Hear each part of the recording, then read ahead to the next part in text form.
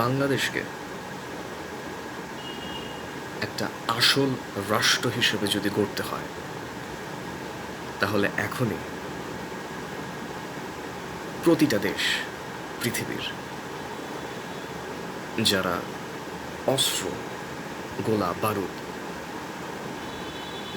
এসব ব্যবহার করে, তাদের সাথে সম্পর্ক ছিন্ন করে ফেলা, যতক্ষণ পর্যন্ত না তাদের অ্যাডমিনিস্ট্রেশন বন্দুক পিস্তলের বদলে ট্র্যাঙ্কুলাইজার ব্যবহার করে।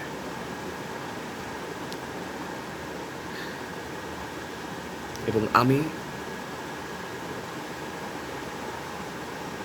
মনে করি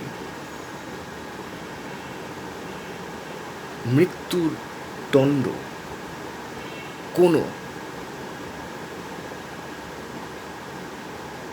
শাস্তি হইতে পারে না।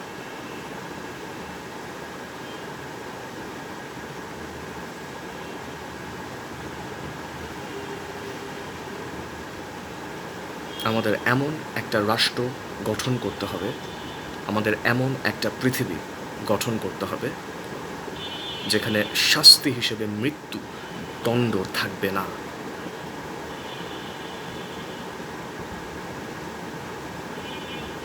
অ্যাডমিনিস্ট্রেশনের হাতে